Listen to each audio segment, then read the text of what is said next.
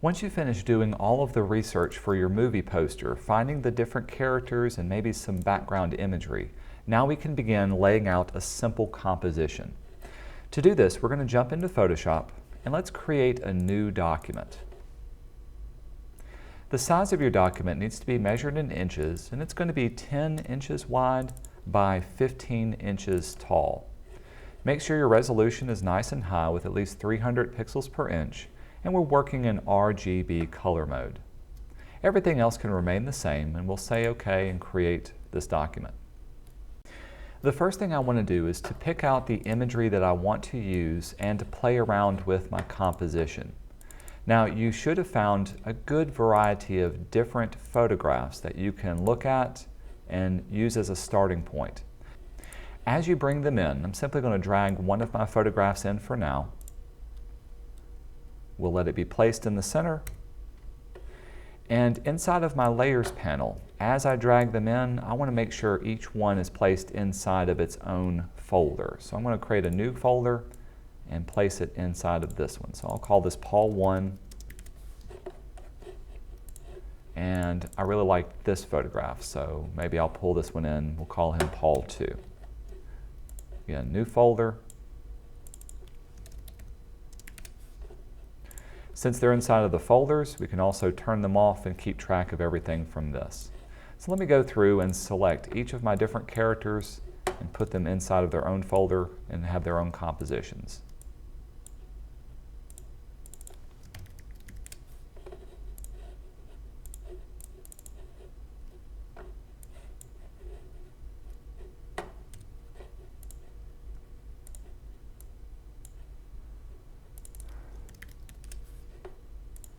There. Finally, since I'm here, I'm also going to bring in my background imagery just to give myself a sense of setting and placement. Later on, I may tweak the colors and I may even change up the background, but this was a pretty good little composition that I found, so I liked it. We'll set that one below everybody from here. I'll lock down my background layer because I don't want to be able to move it. And let's take this one picture at a time.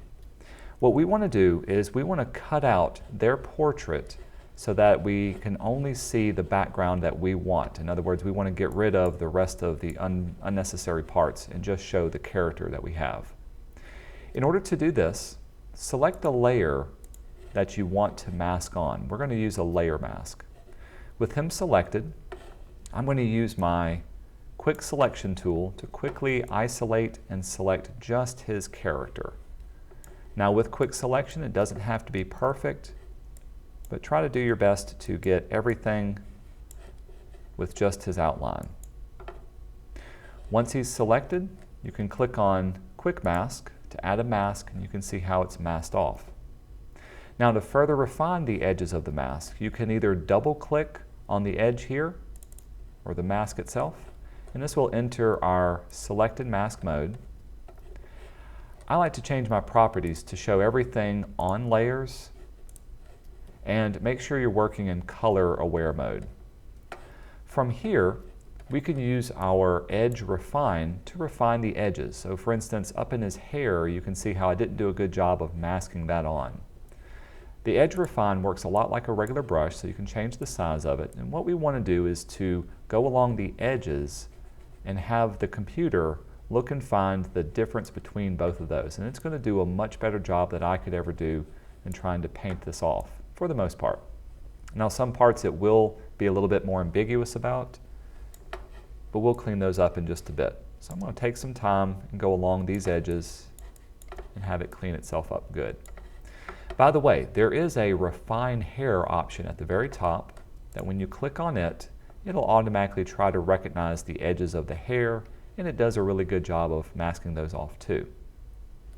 Once you're finished refining the edges of your mask, this is where you can go back into your properties, go down to the very bottom, choose the output settings, and make sure you're outputting to a layer mask.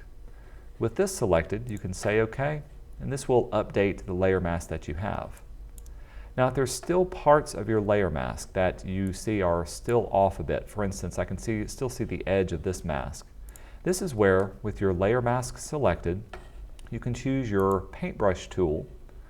And I'm going to use just a soft edge paintbrush. Let's go to my general brushes, choose a soft round brush, and wherever you paint white will unmask an area, but wherever you swap over your fill color to be black, this will mask off that area. And so using both black and white, you may want to clean up the edges of your illustration, or at least of your mask. Take some time and do this for each of your different characters. Now, it doesn't have to be 100% perfect. The final thing I'll do to this mask is maybe I don't want to have the bottom edge of my character so stark. I want him to fade into nothingness. I could use my gradient tool, set my fill color to black, and set my gradient type under basics to be foreground to transparent. Now with the layer mask selected, I can fade him out pretty quickly and do something like this. With that done, I'll place him up here. Now I want to go through and do this for each of the different characters that I placed on here. Again, I went ahead and put several images of Paul as an option on here just to give myself the ability to see it and have it available even if I don't use it. So if you have more than one version, go ahead and mask out all those versions, but I'm going to take some time and go through all of the different characters that I have.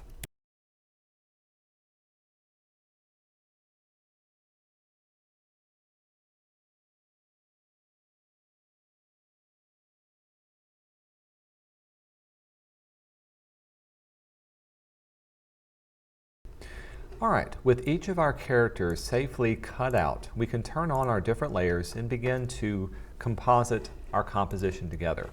I'm going to take this one person at a time.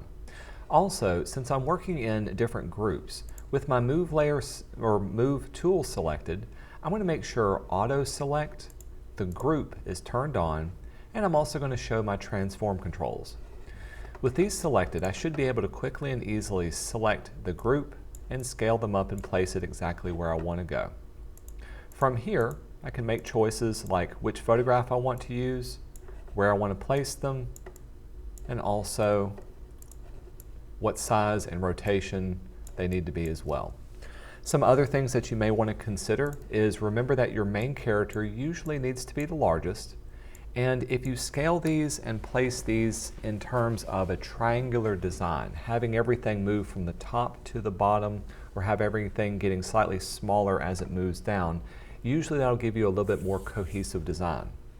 The final thing that I'm going to be thinking about as I create my composition is to leave some room somewhere along my design for the title that we're going to add last to our final part of the project.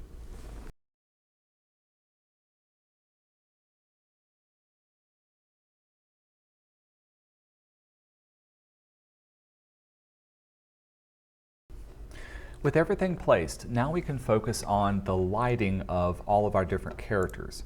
One of the things you may notice whenever you place these into your design is that some of these may be brighter and some may be slightly darker or even a different quality.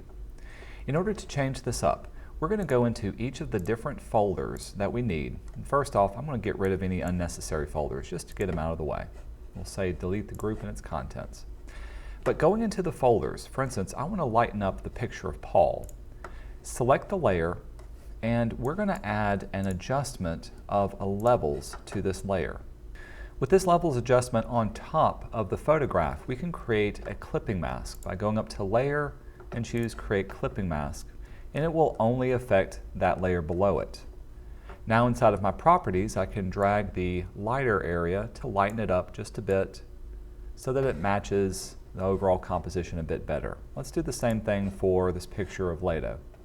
With him selected, again, I'm going to add a levels adjustment, and I'm going to create a clipping mask into it by going to Layer and choose Create Clipping Mask.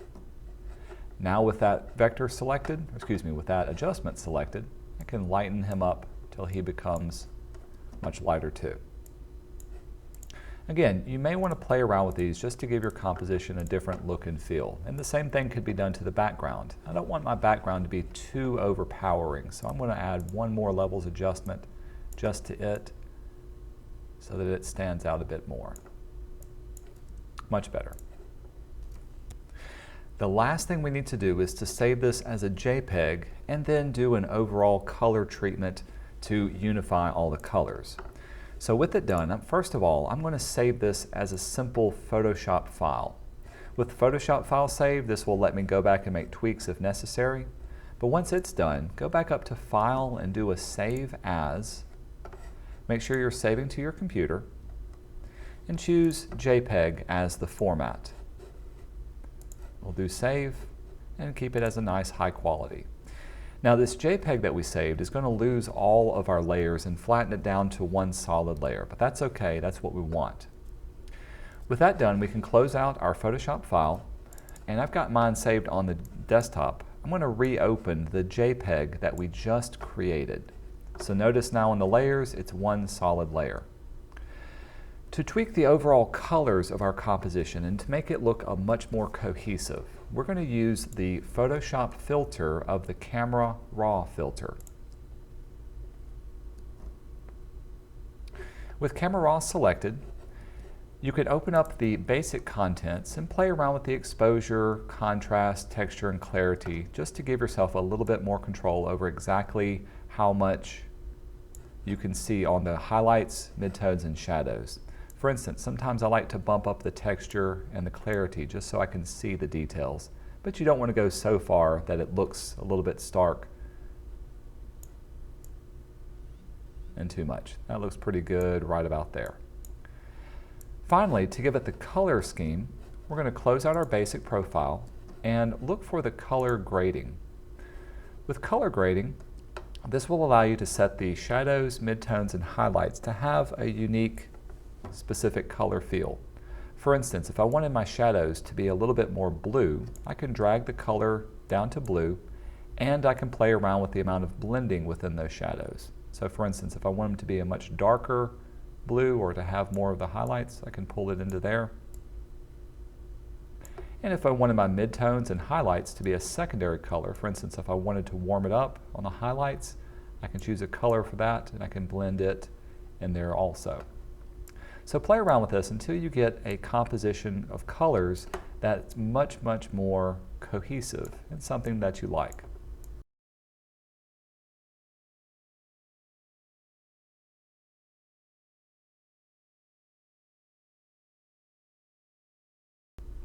Now that I've got a composition that has good shadows that are one color, midtones, and highlights that are another, I can say OK, and this will apply it to my final JPEG design.